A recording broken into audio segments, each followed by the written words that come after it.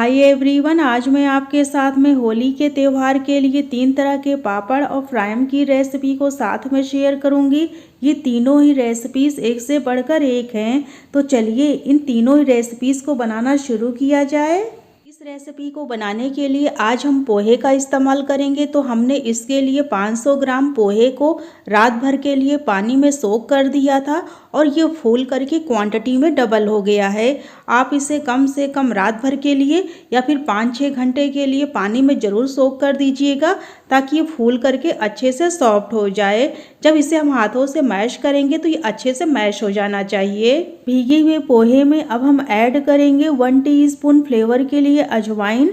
इसकी जगह पर आप जीरा भी ऐड कर सकते हैं और 2 चम्मच हम इसमें रेड चिली पाउडर डालेंगे और 1 टीस्पून चिली फ्लेक्स डालेंगे और साथ ही में 1 टीस्पून इसमें नमक ऐड करेंगे। नमक की मात्रा को थोड़ा कम ही रखिएगा क्योंकि फ्राइम सूखने के बाद कम हो जाते हैं। अगर आप इसमें शुरू में नमक की मात्रा को ज़्यादा कर देंगे तो सूखने के बाद फ्राइम में नमक ज़्यादा हो जाएगा। अब हम सारी चीज़ों को हाथों से अच्छे से मिलाते हुए पोहे को अच्छे से मैश कर लेंगे। पोहा अच्छे से फूला हुआ है तो इसे गूंथने में बिल्कुल भी समस्या नहीं आएगी। अगर आपको पोहा थोड़ा भी ड्राई लगे तो आप इसमें थोड़ा सा पानी डाल सकते हैं। और ये लीजिए, हमने पोहे को अच्छे से आटे की तरह गूंथ करके एकदम चिकना कर लिया है। अभी हम इसे ढककर रख देंगे 10 मिनट के लिए रेस्ट करने के लिए। अब हम फ्राइम बनाने के लिए फ्राइम मेकर को रेडी करेंगे। फ्राइम को आकार देने के लिए हम सेव मेकर का इस्तेमाल करेंगे। तो सेव मेकर में देखिए इस तरह की बहुत सारी प्लेट्स होती हैं छोटी छोटी और इसमें ढेर सारी डिज़ाइनें बनी होती हैं। हम इसमें से सिर्फ एक ही डिज़ाइन को सिलेक्ट करेंगे। तो देखिए मैंने यहाँ पर ये स्टार वाली डिज़ाइन को सिलेक्ट किया है और इसे अच्छे से हम तेल से ग्रीस कर लेंगे और सेव मेकर को भी ग्रीस कर लेंगे ताकि हम फ्राइम के मिक्सचर को जब इसके अंदर डालें तो मिक्सचर इसमें बिल्कुल भी ना चिपके। अब जो हमने फ्राइम का डो तैयार किया है इसे हम मशीन के अंदर डालेंगे। जितना मशीन के अंदर डो आएगा उतना डाल करके अब जो इसके ऊपर का जो हिस्सा है इसे हम फिक्स करेंगे और फिक्स करने के बाद अब हम फ्राइम को बनाना शुरू करेंगे। इसे बहुत ही अच्छे से आप ज़रूर कस लीजिएगा, नहीं तो स्लिप हो जाएगा हाथों से। सेव मेकर के हैंडल को घुमाते हुए आप देखिए इस तरह से चक्री के आकार में फ्राइम को बना के तैयार कर सकते हैं। अगर आप चाहें तो इसे कुरकुरे का भी शेप दे सकते हैं। तो आप इसे लंबा लंबा ही बना लीजिएगा, उसके बाद फिर आप इसे छोटे पीस में नाइफ से कट कर दीजिएगा। इसी तरह से हम सारे ही फ्राइम को आकार देंगे। ये बहुत ही ईजी डिज़ाइन है और देखने में भी अच्छी लगती है और फटाफट बन के तैयार हो जाती है। दोस्तों, अगर आपके पास कोई नई पापड़ या फिर फ्राइम की रेसिपी हो तो हमारे चैनल के माध्यम से हमारे साथ में आप शेयर कर सकते हैं। और आप लोगों के साथ में मैं इससे भी पहले कई पापड़ और फ्राइम की रेसिपीज़ को शेयर कर चुकी हूँ और उन सभी का लिंक मैं इस वीडियो के डिस्क्रिप्शन बॉक्स में ज़रूर शेयर कर दूँगी। और ये लीजिए, हमने सारे फ्राइम को बना के तैयार कर लिया है।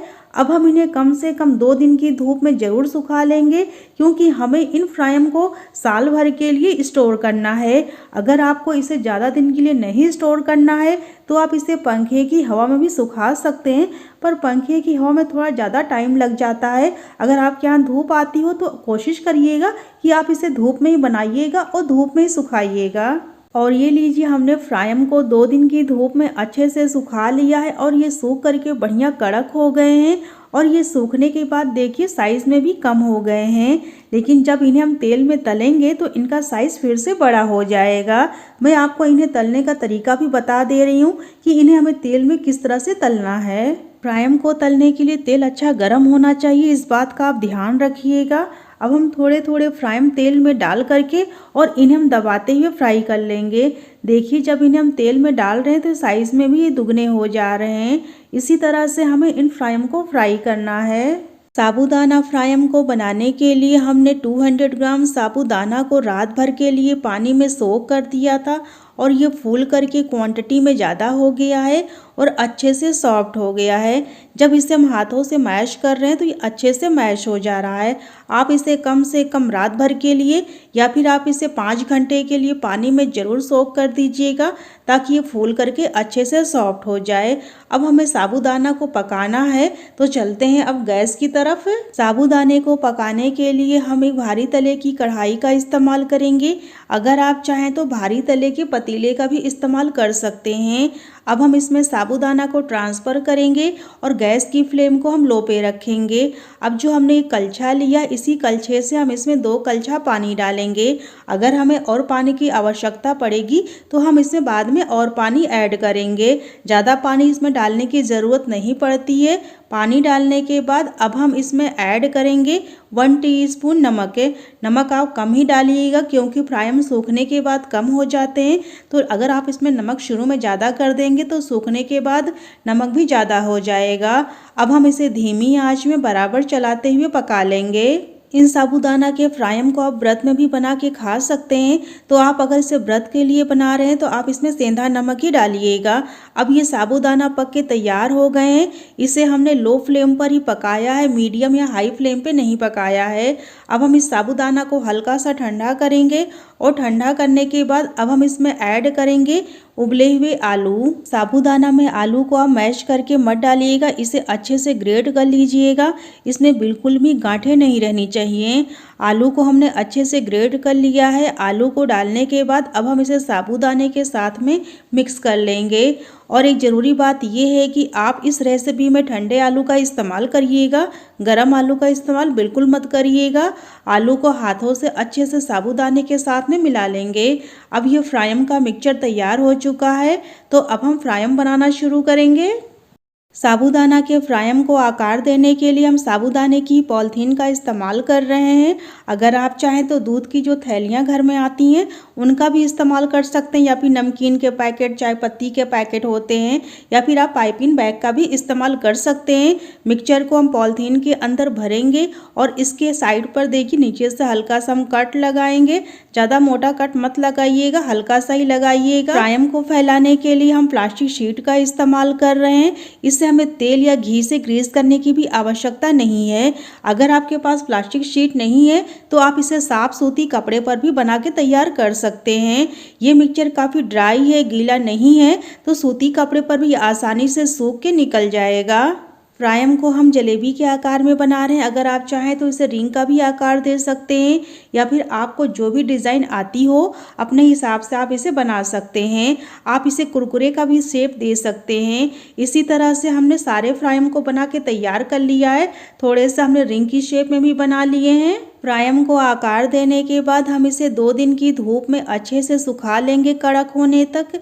अगर आप चाहें तो इसे पंखे की हवा में भी सुखा सकते हैं, पर पंखे की हवा में थोड़ा टाइम लग जाएगा सूखने में। और अगर आप इसे साल भर स्टोर करना चाहते हैं तो आप इसे धूप में ही सुखाइएगा। धूप में ये अच्छे से सूख जाते हैं और साल भर रखने के बाद भी ये खराब नहीं होते हैं। साबूदाना के फ्राइम को हमने 2 दिन की धूप में अच्छे से सुखा लिया है और ये सूख करके काफ़ी कड़क हो गए हैं और इनकी क्वांटिटी भी कम हो गई है। लेकिन जब हम इन फ्राइम को तेल में तलेंगे तो इनकी क्वांटिटी फिर से ज़्यादा हो जाएगी। मैं इन्हें आपको तलने का तरीका भी बता दे रही हूँ। फ्राइम को फ्राई करने के लिए हमने तेल को पहले से गर्म होने के लिए रख दिया था। जब तेल अच्छे से गर्म हो जाए तभी आप इसे तेल में डाल के फ्राई करिएगा। आप देखिए जब इन्हें हम तेल में डाल रहे हैं फ्राई करने के लिए तो इनका आकार भी बड़ा हो जा रहा है। इसी तरह से हमें साबूदाना के फ्राइम को फ्राई करना है। साबूदाना का पापड़ बनाने के लिए हमने 250 ग्राम साबूदाना को रात भर के लिए पानी में सोक कर दिया था और ये फूल करके अच्छे से सॉफ्ट हो गया है। जब इसे हाथों से हम मैश कर रहे हैं तो बहुत ही अच्छे से मैश हो जा रहा है। साबूदाना को आप कम से कम रात भर के लिए या फिर आप इसे 5-6 घंटे के लिए ज़रूर सोक करिएगा ताकि फूल करके मुलायम हो जाएं और पापड़ अच्छे से बन के तैयार हो सकें। इस पापड़ को बनाने के लिए हमने महीन वाले साबूदाने का इस्तेमाल किया है। अगर आपके पास मोटा वाला साबूदाना है तो उससे भी ये पापड़ बन के तैयार हो जाएंगे। अब हमें साबूदाना को पकाना है तो चलते हैं अब हम गैस की तरफ। साबूदाने को हमने गैस पर रख दिया है पकने के लिए धीमी आंच में। इसमें हम 4 गिलास के लगभग पानी डालेंगे। पानी डालने के बाद इसे हम धीमी आंच में बराबर चलाते हुए पकाएंगे। और अब हम इसमें 1 टीस्पून नमक ऐड करेंगे। पापड़ में नमक आप कम ही डालिएगा क्योंकि पापड़ सूखने के बाद कम हो जाते हैं। तो अगर आप इसमें नमक की मात्रा को ज़्यादा कर देंगे तो पापड़ में भी नमक ज़्यादा हो जाएगा। और ये लीजिए अब ये साबूदाना हल्के होकर ऊपर आना शुरू हो गए हैं। इसे हमें धीमी आंच में और बराबर चलाते हुए पकाना है। साबूदाने को आप बिल्कुल भी जल्दीबाजी में हाई फ्लेम पर मत मत पकाइएगा, नहीं तो ये कढ़ाई के तले में लग के जल भी सकता है। और इसे छोड़ के आप किसी दूसरे काम में भी मत लगिएगा। इसे आप मीडियम टू लो फ्लेम पर कंटिन्यू चलाते हुए पकाइएगा। जैसे जैसे साबूदाना पकता जाएगा वैसे वैसे ये ट्रांसपेरेंट होता जाएगा और इसमें शाइन भी आती जाएगी और ये काफ़ी गाढ़ा भी हो जाएगा। और ये साबूदाना पक के तैयार हो गया है, ये काफ़ी गाढ़ा भी हो गया है और ट्रांसपेरेंट भी हो गया, इसमें शाइन भी अच्छी आ गई है। अब हम आधे साबूदाना को एक दूसरे बाउल में ट्रांसफ़र करेंगे और जो आधा बचेगा उसमें हम ऐड करेंगे येलो फूड कलर। ये पापड़ हम होली के त्यौहार के लिए बना रहे हैं और होली रंगों का त्यौहार है तो पापड़ भी रंगीन होने चाहिए। तो हमने इसमें थोड़ा सा येलो फूड कलर ऐड किया है। कलर को अच्छे से हम साबूदाना के साथ में मिला लेंगे। कलर को हमने साबूदाना के साथ में अच्छे से मिला लिया है और यह पक के तैयार हो चुका है साबूदाना। तो अब हम गैस को ऑफ कर देंगे और साबूदाना को हम रख देंगे ठंडा होने के लिए। ठंडा होने के बाद ये और भी ज़्यादा गाढ़ा हो जाएगा और उसके बाद फिर हम इसके पापड़ बनाएंगे। गरम पर आप इसके पापड़ बिल्कुल मत बनाइएगा, नहीं तो पापड़ अच्छे से नहीं बन पाएंगे। साबूदाना के पापड़ को फैलाने के लिए हम प्लास्टिक शीट का इस्तेमाल करेंगे। प्लास्टिक शीट को हमने अच्छे से तेल से ग्रीस कर लिया था ताकि पापड़ सूखने के बाद आसानी से बाहर आ जाएं। इस पापड़ को फैलाने के लिए आप बिल्कुल भी कपड़े का इस्तेमाल मत करिएगा, नहीं तो पापड़ उसमें चिपक जाएंगे और ख़राब हो जाएंगे और आपकी सारी मेहनत भी ख़राब हो जाएगी। और ये साबूदाना का जो बैटर हमने तैयार किया था ये अच्छे से ठंडा हो चुका है। एक एक चम्मच हम बैटर लेंगे और प्लास्टिक शीट पर डालेंगे और धीरे से इसे हम गोल फैला देंगे। इसी तरह से हम सारे पापड़ को बना के तैयार करेंगे। थोड़ा सा साबूदाना जो हमने बाउल में अलग किया था उसका भी हमने पापड़ बना के तैयार किया है। हमने थोड़े से सफ़ेद रंग के पापड़ बना लिए हैं और थोड़े से हमने पीले रंग के पापड़ बनाए हैं। इन्हें हम 3 से 4 दिन की धूप में अच्छे से सुखा लेंगे। साबूदाना के पापड़ को आप तभी बनाइएगा जब आपके यहाँ अच्छी धूप होती हो। आप इसे पंखे की हवा मत सुखाइएगा क्योंकि इसको सुखाने में बहुत ज़्यादा टाइम लग जाएगा। जब आपके यहाँ अच्छी धूप होती हो तभी आप इस पापड़ को बनाइएगा। और ये लीजिए साबूदाना के रंग बिरंगे पापड़ बन के तैयार हो चुके हैं। हमने इसे 3 से 4 दिन की धूप में अच्छे से सुखा लिया है और ये सूख करके बढ़िया कड़क हो गए हैं। बहुत ही सुंदर और बहुत ही ट्रांसपेरेंट और शाइन पापड़ बन के तैयार हुए हैं। ये देखने में इतने खूबसूरत लग रहे हैं कि मन कर रहा बस इन्हें देखते ही जाओ, इन्हें खाओ मत।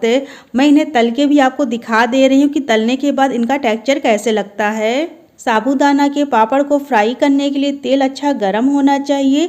जब इन्हें आप तेल में डालें तो गैस की फ्लेम को आप मीडियम पे रखिएगा। पहले तेल को आप अच्छे से गर्म करिएगा, उसके बाद गैस की फ्लेम को मीडियम पे कर दीजिएगा। और ये लीजिए हमने एक पापड़ को फ्राई कर लिया है। इसी तरह से हमें पापड़ को फ्राई करना है। हम पापड़ को देखिए कलछे से दबाते हुए हल्का सा देखिए प्रेशर डालते हुए इस तरह से हम पापड़ को फ्राई करेंगे।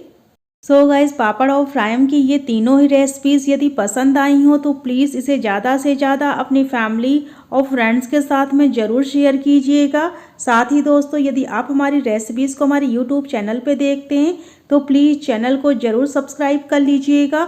और यदि आप इसे हमारे फेसबुक पेज पे देखते हैं तो प्लीज़ पेज को ज़रूर फॉलो करिएगा।